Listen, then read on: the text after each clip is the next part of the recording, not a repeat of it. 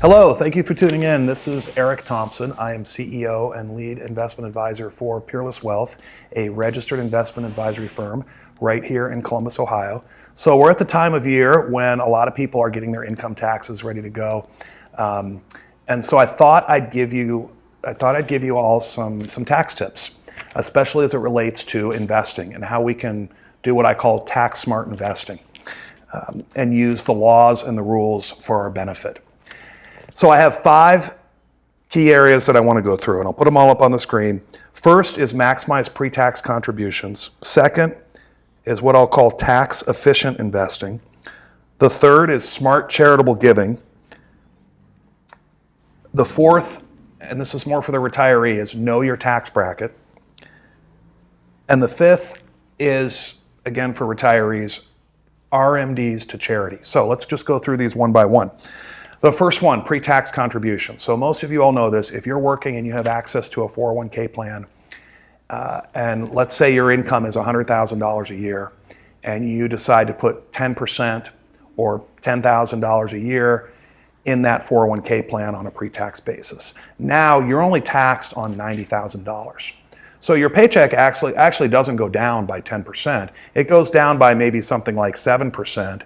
Because you're not taxed on that money that goes in. So it makes it easier to save more for retirement. So, and this is especially good if you're in a higher tax bracket. Most people tend to be in a higher tax bracket during their peak earnings years, while they're maybe in a little bit lower tax bracket during retirement. So that pre-tax contribution means a lot more while they're working. So max out pre-tax contributions. The second is tax efficient investing. So when I have clients that have maxed out their 401ks, maybe they've also done IRA accounts, and they're starting other investment accounts that aren't retirement accounts and that don't have those tax breaks to them. We have to be concerned with making sure that that investment account doesn't generate a lot of unnecessary taxes. And so we want to own things and not trade them a lot to create, capital gains and so forth.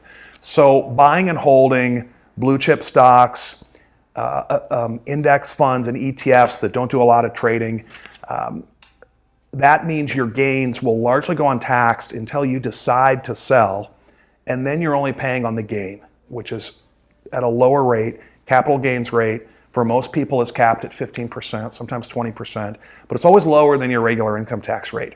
So, and I take advantage, if there's any losers for the year, I'll sell those and buy them later and create tax losses sometimes, even though the whole portfolio is not necessarily down. So those accounts outside of your IRAs, when I'm handling for clients, especially when the numbers get fairly large, I really want to invest in high quality investments first and foremost, but don't generate unnecessary taxes by trading a lot, by owning mutual funds that trade a lot.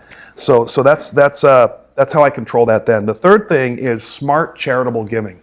So for those of you that are already giving to charity, a lot of you probably just write a check out at the end of the year. And some of you may be able to deduct that from your investment return as a charitable gift. Others may not, because because you're just taking the standard deduction, but it's case by case. But if you have investments, like let's say it's a mutual fund or a stock that we bought 5, 10, 15 years ago, and it's up in value.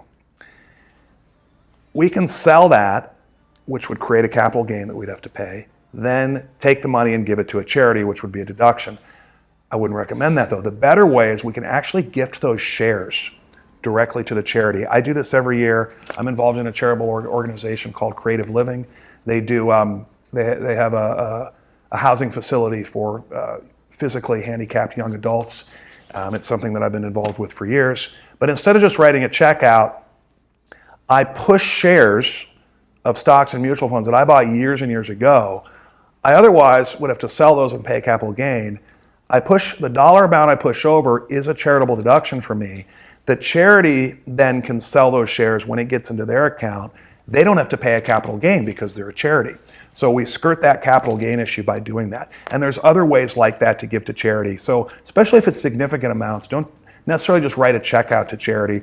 Use some of these rules. Talk to me if you have questions about it. So the fourth thing is know your tax bracket.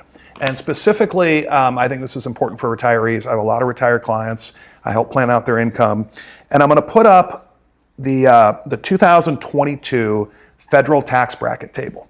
And this is for married individuals filing jointly. And if you notice, the tax rates there, they start at 10%, they go all the way up to 37%. And I'm going to point out something that is really a planning opportunity for a lot of my retirees.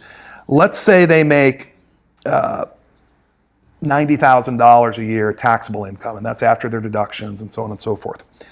Well, the first $81,000 of income, they're in the 12% bracket. The $9,000 that spills over jumps to the 22% bracket. That's a 10% increase in federal income tax. That's the biggest jump in the tax code.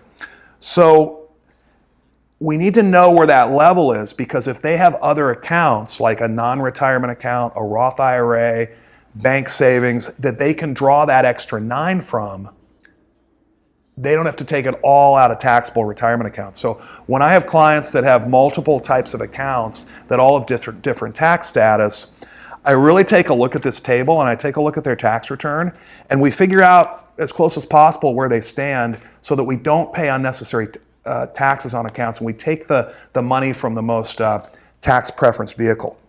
And that's more for retirees. And the last thing that's also for retirees, they enacted this law, I don't know, 5 or 10 years ago, but anyone that's over age 72, it used to be age 70, now it's age 72, if you have an IRA account, whether you need the money or not, you're required to take what's called a RMD, or required minimum distribution. And it works out to about 4 or 5% of the value of the account. So on a $100,000 account, it's usually between $4,000 and $5,000. And some retirees need the money for income. Others maybe have other sources of income. They don't need the funds. And they moan and groan about having to take it out because they have to report it as taxable income. Well, I always ask them the question, are you currently regularly giving to charity? And if they aren't, then this isn't necessarily a reason to start. But if they're already giving to charity, then they can direct all or some of that required minimum distribution directly to the charitable organization, and then they do not have to report it as taxable income on their tax return. It's the equivalent of a tax deduction. But these days, a lot of retirees, because they don't have a lot of Schedule A deductions, mortgage interest deduction, and the standard deductions went up. For joint filers, I think it's $25,000 standard deduction. So they're not getting the benefit of itemizing anyway, because they don't hit that standard deduction amount.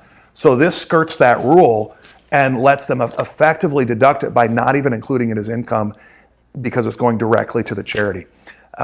Again, this works best if you're already giving to charity. So I hope those helped. I hope those sort of forced you to think about some of the ways you give to charity, some of the ways to plan for income taxes with your investments. I know it's something I spend a lot of time on for my clients. So until next time, thank you for tuning in.